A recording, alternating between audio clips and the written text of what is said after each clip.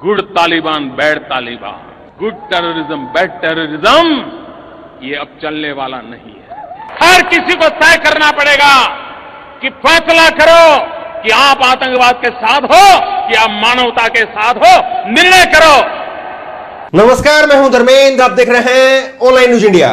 नरेंद्र मोदी जी को जो आपने अभी सुना है, नरेंद्र मोदी ने भाषण दिया था 18 अगस्त 2015 को यूएई दुबई में भाषण दिया था और तब कहा था कि दुनिया को तय करना पड़ेगा कि वो मानवता के साथ में है कि आतंकवाद के साथ में है। Good Taliban, bad Taliban, good terrorism, bad terrorism, ये नहीं चलेगा। ये नरेंद्र मोदी ने कहा था 18 अगस्त 2015 को और 31 अगस्त 2021 में। वो 2015 का साल था, यह साल 2021 का है। नरेंद्र मोदी की सरकार ने तालिबान को मान्यता दे दी है।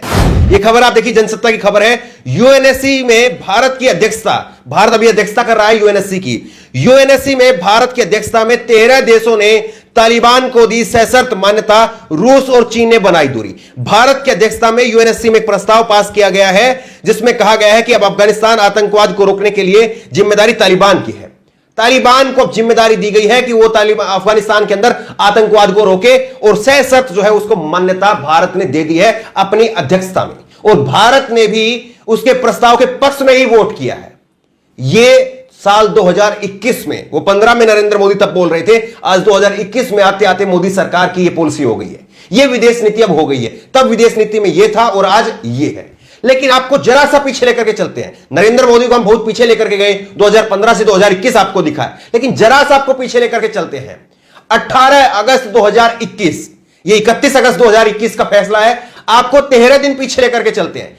18 अगस्त 2021 को समाजवादी पार्टी के सांसद शफीकुर रहमान ने तालिबान की तारीफ की थी और इसी को लेकर के उनके ऊपर देशद्रोह का मुकदमा लगा दिया गया था। ये न्यूज 18 की खबर आप देखिए। तालिबान की तारीफ करने पर सपा सांसद शफीकुर रहमान बर्क पर देशद्रोह का केस दर्ज। सपा सांसद ने अफगानिस्तान में तालिबान के कब्जे को सही ठहराते हुए कहा था कि अफगानिस्तान की आजादी अफगानिस्तान का अपना मामला है। अफगानिस्तान में तालिबान के अमेरिकी हुक्मरान क्यों, यह जो है सपा के सांसद ने कहा था 13 दिन पहले और उनके ऊपर देशद्रोह का केस लगा दिया। लेकिन आज पूरी की पूरी मोदी सरकार वो तालिबान के पक्ष में वोट कर रही है। यह कैसी विदेश नीति है और कैसे जो है वो देश के अंदर मामला चल रहा है। यहां पर कोई सांसद जो है, चुनाव प्रतिनिधि है, सांसद माननीय है, वो भी नरेंद्र मोदी जी माननीय प्रधानमंत्री हैं, वो माननीय सांसद हैं।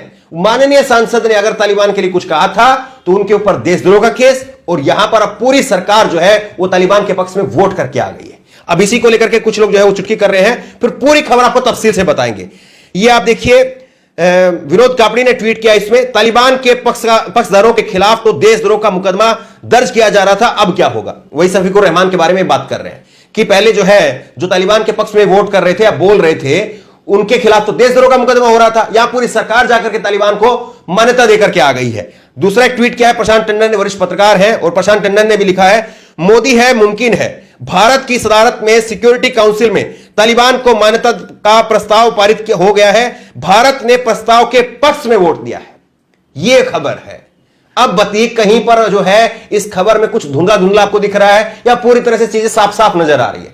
बिल्कुल साफ साफ नजर आ रही है। जो मोदी सरकार की रणनीति पहले थी वो अब बदली है।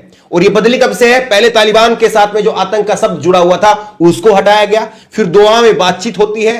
सरकार बनने के पहले ही दिन जो है वो दोहा में भारत के राजदूत जो है वो बातचीत करते हैं, और अब जो है ये प्रस्ताव पास करने की, सशर्त मान्यता देने की जो है वो बात सामने आ गई है। अब इसको क्या कहेंगे आप? इस खबर को है अब आपको तफसील से जो है खबर बताते हैं।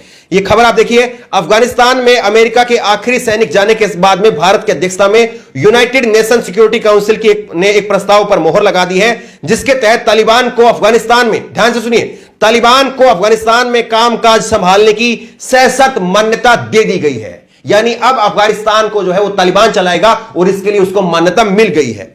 यूएनएससी के एक प्रस्ताव में कहा गया है कि अफगानिस्तान में तालिबान की अस्थायी सरकार की तरह से काम कर रहा है। ऐसे में उसे यह सुनिश्चित करना होगा कि आतंकवाद न पनपे। भारत समेत 13 देशों ने इस प्रस्ताव को स्वीकार कर लिया है। हालांकि वीटो पावर और चीन और रूस ने जो है इससे दूरी बना ली है। 13 और देश हैं जिन्होंने जो है इस प्रस्ताव को स्वीकार किया है। अब देखिए, फ्रांस की तरफ से जो है स्पॉन्सर किया गया था, यह प्रस्ताव जो है वो फ्रांस की तरफ से स्पॉन्सर किया गया था। और सबसे हैरानी की खबर अब आप देखेंगे, यूके, यूएस और भारत समेत यूके, यूएस जो अमेरिका यहां पर 20 साल तक रहा, जो अमेरिका 20 साल तक इस तालिबान के साथ में लड़ता रहा, उसी अमेरिका ने अब तालिबान के पक्ष में वोट किया है। 13 देशों ने सहमति जताई है। वहीं वीटो पावर वाले रूस और चीन ने इससे दूरी बना ली है। इन दोनों देशों ने न तो इसके पक्ष में वोट किया और न ही इसके विपक्ष में वोट किया। 15 अगस्त को अफगानिस्तान पर तालिबान के कब्जे के बाद में यह प्रस्ताव लाया गया, जिसमें कहा गया कि अफगानिस्तान की जमीन को आतंकवादियों को शरण न देने के लिए इस्तेमाल न किया जाए। जो लोग देश छोड़ना चाहते हैं उन्हें सुरक्षित निकलने में जो है मदद की जाए। तो दो भारत की चिंताएं हैं। पहली चिंता यह है कि अफगानिस्तान की धरती को भारत के खिलाफ या किसी अन्य देश के खिलाफ जो है वो आतंकवाद के लिए उसका इस्तेमाल ना होने दिया जाए। देखिए, इसमें जो है वो कहीं ना कहीं जो तालिबान को अभी मान्यता दी गई है वो मान्यता से शर्त है। इसमें चीन और पाकिस्तान ने जो है इसमें अड़ंगा जरूर लगाया है, लेकिन पाकिस्तान का कोई ज्यादा महत्व नहीं है। लेकिन चीन के साथ में रूस भी है और दोनों देशों के पास में वीटो पावर है। तो ये जो शर्त लगाई गई है, क्या इस शर्त को भी हटाना होगा और बगैर शर्त के जो है वो तालिबान को मान्यता देनी होगी, ये अभी देखना बाकी है।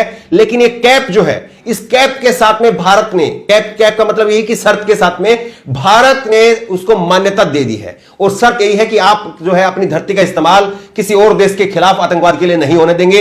यहां से जो भी नागरिक जाना चाहता है उसको आप जाने देंगे। ये जो है वो दो बातें कही गई है। देखिए, इसमें पहली जो बात है उसमें भारत की जीत कही जा सकती है। एक कूटनीतिक लिहाज से भारत जो है वो कह सकता है कि जीत है, और इसी बात को जो है बड़ा जोर शोर से अब गोदी मीडिया दिखाएगा कि भारत ने मान्यता दी है तो ये लिखवा करके लिया है कि आप अपनी धरती का इस्तेमाल आतंकवाद के खिलाफ नहीं होने देंगे, आतंकवाद के लिए नहीं होने देंगे। ये जो है वो भारत ने लिखवा करके लिया है। ये लाइन जो है चलाई जाएगी। लेकिन हमें यहां पर यह नहीं भूलना चाहिए कि चीन और रूस, उन्होंने इस मामले में जो है वो अपना वोट नहीं किया है।